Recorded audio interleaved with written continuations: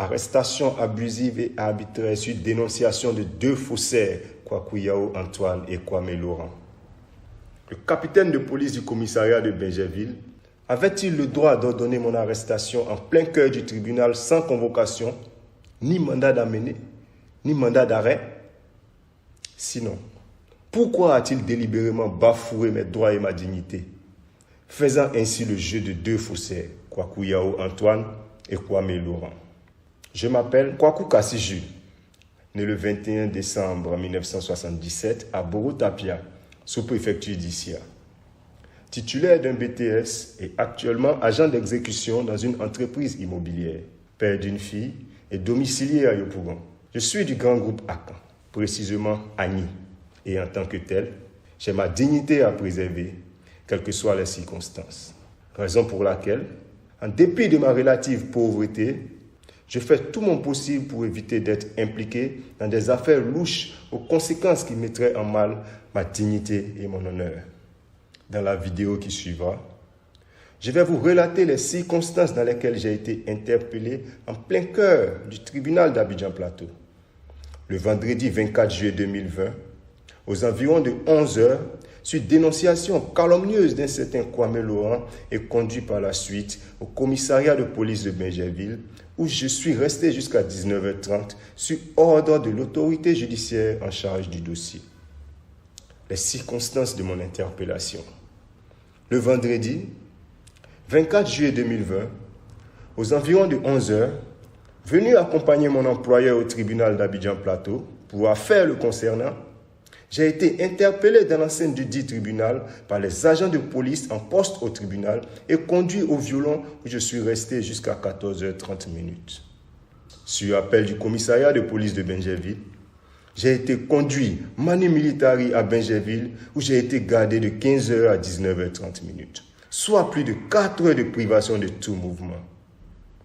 En effet, ce jour-là, assis dans la salle des pas perdus du tribunal, attendant mon employeur, se trouvant dans la grande salle des audiences civiles pour une audition correctionnelle pour faux et usage de faux, à l'encontre des sieurs Kwaku Yao Antoine et Aguede Marc, leur homme de main, Kwame Laurent, accompagné d'agents de police, est venu vers moi et a pointé ses doigts sur moi comme pour dire « c'est lui ».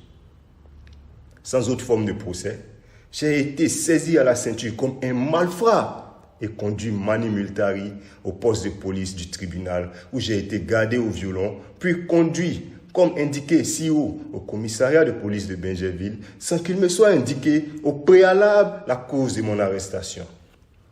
C'est après coup que j'ai été informé du motif de mon interpellation, puisqu'informé de la situation.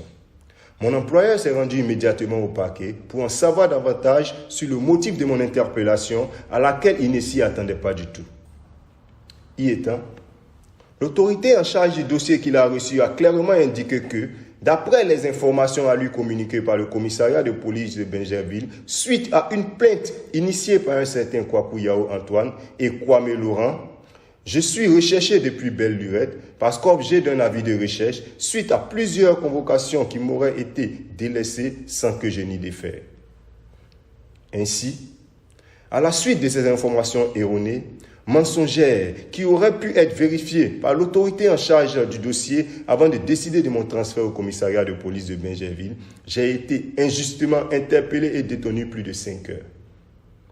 Arrivé au commissariat de police de Bingerville, tenez-vous bien, j'ai été surpris de constater que, contrairement aux allégations avancées par l'autorité en charge du dossier pour obtenir mon interpellation, je n'ai jamais été convoqué dans le cadre d'une quelconque plainte, ni même fait l'objet d'un avis de recherche.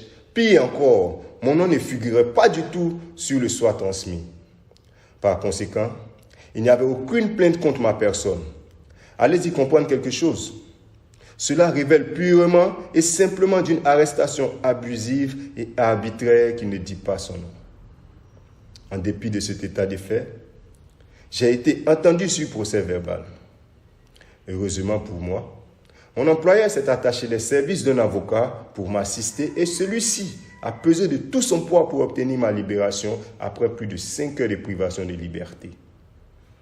Les faits à me reprocher n'étant pas établis et le mot de mon interpellation étant illégal, pour n'avoir jamais reçu de convocation à me présenter au commissariat. Comme vous pouvez le constater, les sieurs Kwaku Yao Antoine et Kwame Laurent ont pour les besoins d'une cause frauduleuse intentionnellement usé de faux pour m'exposer à des poursuites judiciaires.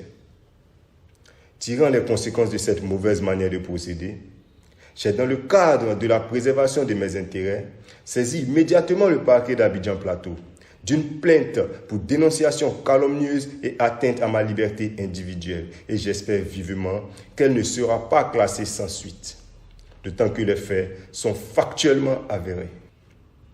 À ce jour, je n'arrive pas à comprendre pourquoi, contre de petits gens comme moi, la justice déploie tout son arsenal, alors que des bandits de grand chemin, bien identifiés, courent les rues et narguent même leurs victimes. Pourquoi et que cache cette célérité? Les dessous de mon interpellation. Se prévalant d'une décision condamnant mon employeur à lui faire délivrer 99 lots à la suite d'une procédure de dénonciation d'un protocole d'accord au terme duquel il a accepté volontairement 25 lots en contrepartie de son investissement au titre du lotissement d'Akwedo Palmera et Frata Extension, M. Kwaku Yao Antoine, avec la complicité du chef du village d'Akwedo, s'accapare des lots ayant déjà fait l'objet d'attribution depuis belle lurette. En effet, exécutant à tort la décision dont est bénéficiaire M. Kwaku Yao Antoine, le chef du village d'Akwedo lui a délivré 135 attestations portant sur des lots qui avaient déjà fait l'objet d'attribution depuis 2007, faisant ainsi double emploi avec les anciennes attributions. Une telle manière de procéder est illégale puisque la décision de condamnation objet d'exécution n'est pas définitive parce que frappée de pouvoir en cassation à ce jour pendant devant la Cour de cassation. Par ailleurs, cette décision qui met à la charge de mon employeur une obligation de faire ne peut valablement faire l'objet d'exécution forcée puisque son inexécution se résout en dommages-intérêts. Aujourd'hui, avec le fruit de la vente des lots arbitrairement attribués à M. Kwaku Yao Antoine, il se permet de soudoyer certaines autorités tapies dans l'ombre afin que ceux-ci couvrent ces agissements illégaux. Fort de ces nouvelles attributions effectuées en fraude des droits des anciens attributaires, les nouveaux attributeurs sans droit ni titre, dépourvus de permis de construire, se permettent de réaliser des travaux de construction sur le site. Pire, les lots de mon employeur et bien d'autres anciens attributaires sont tous les jours l'objet de revente au profit de tierces personnes par l'homme de main du chef du village et celui de Kwaku Yao Antoine, Kwame Laurent. Pour s'en convaincre, alors que les agents de police me conduisaient au violon du poste de police du tribunal, Kwame Laurent, en plein cœur du tribunal, a reçu un coup de fil d'un acheteur à qui il a donné rendez-vous pour que les deux se retrouvent pour réaliser la transaction de vente de terrain. Pendant que le ministère de la Construction prône le respect des procédures en vigueur telles que l'acquisition des titres de propriété, notamment le permis de construire avant toute mise en valeur de terrain, le capitaine de police du commissariat de Benjerville, lui, encourage les faussaires sans titre de propriété ni permis de construire à construire anarchiquement sur les terrains objets de double emploi. Comme c'est le cas à l'heure où je vous parle sur le terrain querellé. Jouissant du fait de mon arrestation, M. Kwaku Yao Antoine et Kwame Laurent, plus que jamais, encouragent ceux à qui ils ont vendu le terrain, objet de double emploi, à construire aisément. Je vous présente les photos à l'appui.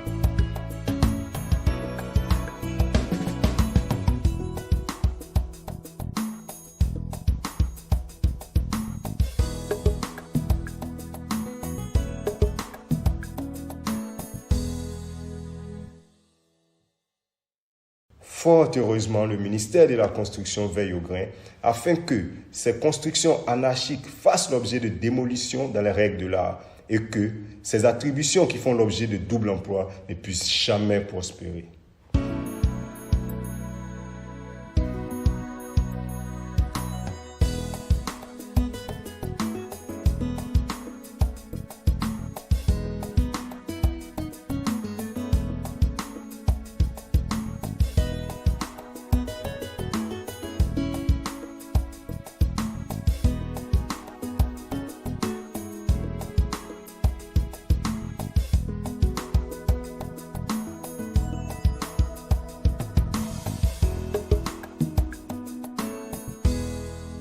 Aujourd'hui, il y a risque d'affrontement sur le site entre les anciens et les nouveaux attributaires qui se regardent en chiens de faïence.